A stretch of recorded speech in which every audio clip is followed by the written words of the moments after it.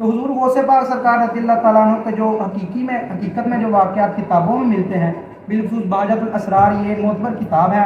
علماء نے اس کے بارے میں فرمایا کہ یہ ایک معتبر کتاب ہے، اس میں واقعات وہ حقیقت میں ہو چکے ہیں جو بیان کیے گئے ہیں۔ حضور غوث پاک سرکار رضی اللہ تعالیٰ عنہ جب آپ کے قریب ایک علاقہ کرد کا تھا، کردستان، وہ آج بھی موجود ہے، وہاں لاکھوں شاید اب کروڑوں میں مسلمان آباد ہیں۔ تو آپ کے اس وقت اپنے کچھ جنگجو بھی ہوا کرتے تھے، اپنے جو آپ کے طلباء اور آپ کے مریدین تھے، انہوں نے بتایا کہ حضور کرد کا علاقہ ہے، وہاں کے عیسائی جنگجو ہیں، بڑے بہادر ہیں، کوئی بھی ان سے جنگ کرنا تو دور کی بات ہے، جنگ کرنے کا سوچتا بھی نہیں، جو آتا شکست کھا کے ہار کے چلا جاتا ہے۔ آپ نے فرمایا چلتے ہیں، انہیں دعوت دیتے ہیں۔ وہ سارے عیسائی تھے، جنگجو بڑے بہادر تھے عیسائی۔ آپ رضی اللہ تعالیٰ نے اپنے مریدین کو ساتھ لیا، ان کے پاس چلے گئے۔ وہاں جا کے ان کا جو سپہ سالار تھا عیسائیوں کا، اسے کہا کہ میں عبد القادر جیلانی ہوں، تو میں تم لوگوں کو دعوت دینے آیا ہوں کہ ہمارا دین اختیار کر لو۔ اس وقت پہلے دعوتیں دی جاتی تھی جنگ سے پہلے، بعد میں یہ سارے معاملات ہوتے ہیں۔ اس نے کہا جی آپ کا بڑا نام سنا ہے عبد القادر، لوگ آپ کو غوث اعظم کہتے ہیں، آپ کے جو بڑے بڑے ولی ہیں انہوں نے آپ کو اپنا غوث اعظم مانا ہے کہ ہمارے بڑے ولی ہیں۔ کیونکہ اس وقت بڑے بڑے اولیاء موجود تھے، ان سب نے یہی فرمایا کہ غوث اعظم کا قدم ہمارے کندھوں پر ہے، ہم نے انہیں اپنا سردار چن لیا۔ اس نے کہا جی آپ نے فرمایا کہ میں ایک ادنا سا اپنے نبی کا غلام ہوں۔ اس نے کہا ہماری ایک شرط ہوگی، وہ پورا کر دے تو ہم آپ کے ماننے آئیں گے۔ آپ نے فرمایا بتاؤ۔ اس نے کہا جی ہمارا نبی عیسیٰ علیہ السلام آپ کے قرآن کریم میں ہے، مردے زندہ فرمایا کرتے تھے کہ جو فوت ہو جاتا آپ کی دعا سے آپ معجزہ دکھاتے وہ زندہ ہو جاتا۔ آپ نے فرمایا بالکل۔ اس نے کہا جی وہ کوڑ کا مرض ہوتا، شفا اسے شفا دے دیتے، اندھے کو مادرزاد اندھا، بچپن سے ہی اندھا، ہاتھ پھیرتے وہ اسے اس کی بینائی آ جاتی۔ تو آپ کے نبی نے ہی فرمایا علماء امتی کا انبیاء بنی اسرائیل کہ میری امت کی علماء بنی اسرائیل کے نبیوں کی طرح۔ بنی اسرائیل یہ حقیقت میں حضرت یعقوب علیہ السلام کا لقب تھا۔ آپ علیہ السلام سے لے کے عیسیٰ علیہ السلام تک یہ بنی اسرائیل چلی، اور ٹوٹل انبیاء اکرام حدیث مبارکہ میں ہے کہ تقریباً 1,24,000 انبیاء اکرام آئے، اور روایات میں ملتا ہے کہ 1,23,990 نبی سارے بنی اسرائیل میں۔ آپ کے اوپر اسحاق علیہ السلام، اسماعیل، حضرت ابراہیم علیہ السلام، حضرت ادریس اور دو چار چند اور نبی علیہ السلام اور حضور علیہ السلام، یہ بنی اسرائیل میں نہیں تھے۔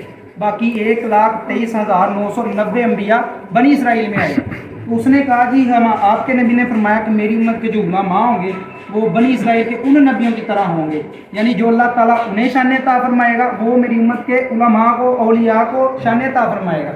آپ نے کہا بالکل ایسا ہمارے نبی نے فرمایا ہے، اور حضرت عیسیٰ علیہ السلام کے معجزات کی حقیقت ہے، قرآن کریم میں آئے ہیں۔ تو اس نے کہا جی اگر آپ کی کوئی ہمیں مردہ زندہ کر کے دکھائیں تو ہم آپ پہ ایمان لے آئیں گے۔ آپ نے فرمایا کہ میں اپنے نبی کا ایک ادنا سا غلام ہوں، تو جو تم مجھے کہو گے وہ میں کرنے کو تیار ہوں۔ وہ آپ کو لے گئے، اس وقت جو قبرستان موجود تھا وہاں لے گئے۔ آپ نے فرمایا کون سا مردہ زندہ کرنا ہے؟ انہوں نے کہا جی ہمارے تک معلومات پہنچی، ہمارے بڑوں نے بھی نہیں دیکھا، انہوں نے بھی آگے سنا ہی ہے کہ یہاں پہ فلاں قبر ہے نا وہ سب سے پرانی ہے۔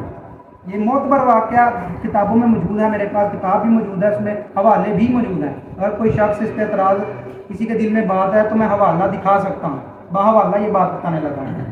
تو آپ رضی اللہ تعالیٰ عنہ کو وہ اس قبر پہ لے گئے۔ اس نے کہا جی یہ مردہ ہمارے بڑوں نے بھی نہیں دیکھا، ان کے بڑوں نے بھی نہیں دیکھا، سب نے سنا ہے کہ یہ سب سے پرانی قبر اس علاقے میں موجود ہے۔ وہاں غوث اعظم رضی اللہ تعالیٰ عنہ نے فرمایا کہ تم بھی اذنی، میرے حکم سے کھڑا ہو جا۔ تم بھی اذن اللہ نہیں کہا، اللہ کے حکم سے کھڑا ہو جا۔ فرمایا تم بھی اذنی، میرے حکم سے کھڑا ہو جا۔ وہ کہتا ہے کہ اتنی دیر تھی کہ قبر کھلی، وہ مردہ کفن جھاڑتا ہوا کھڑا ہو کے غوث پاک کی بارگاہ میں آ گیا۔ وہ سارے عیسائی وہ جنگجو حیران پریشان، یہ ہو گیا، انہیں یہی تھا کہ یہ ہو نہیں سکتا۔ انہوں نے سنا تھا کہ عیسیٰ علیہ السلام کرتے تھے، انہوں نے سنا تھا کہ انبیاء ایسا کرتے تھے، دیکھا نہیں تھا۔ جب دیکھا حیران پریشان، اس نے کہا کہ تم عیسائی ہو؟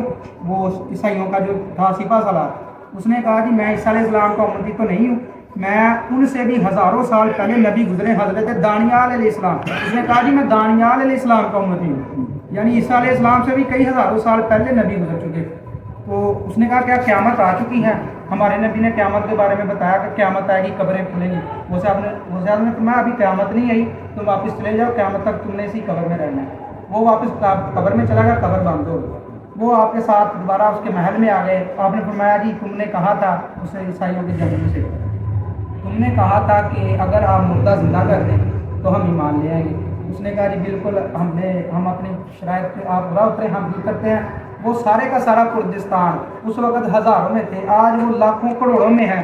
وہ سارے کا سارا کردستان غوث اعظم رضی اللہ تعالیٰ عنہ کی ایک کرامت کی وجہ سے مسلمان ہوئے۔ سبحان اللہ۔ غوث اعظم رضی اللہ تعالیٰ عنہ ایک کرامت کریں گے تو جب انہوں نے اسلام قبول کیا تو وہ جو عیسائیوں کا سپہ سالار تھا اس نے اپنے بیٹے کو بلایا، تقریباً اس وقت 10 سال کی عمر تھی اس بچے کی۔ یہ بات بڑی مزے کی ہے، انشاءاللہ امید ہے آپ کو مزہ آئے گا سن کے۔ غوث اعظم رضی اللہ تعالیٰ عنہ انہوں نے مطالبہ کیا کہ اس سے سپہ سالار نے کہ یہ میرا بیٹا ہے 10 سال کا، اس کے لیے دعا فرمائیں کہ اللہ تعالیٰ اس سے دین کا کام لے، آنے والے وقت میں یہ سپہ سالار بن جائے، بہادر جنگجو بنے، لوگ اسے یاد فرمائیں۔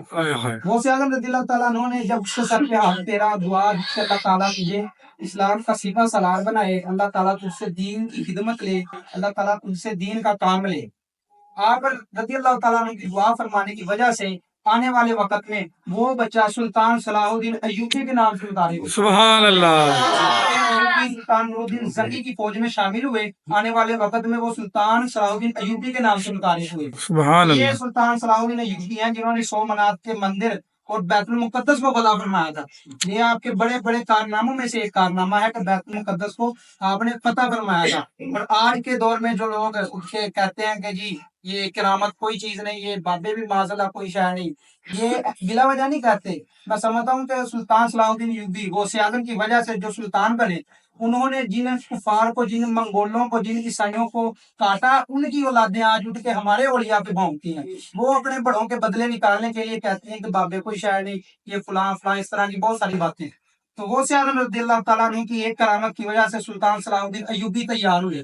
انہوں نے بہت ساری ایسی زمینیں فتح کی جو آج مسلمانوں کی مساجد کی جگہ بن چکی ہے۔ انہوں نے 100 منات کے مندر اور بڑے بڑے بہت سارے علاقے فتح فرمائے۔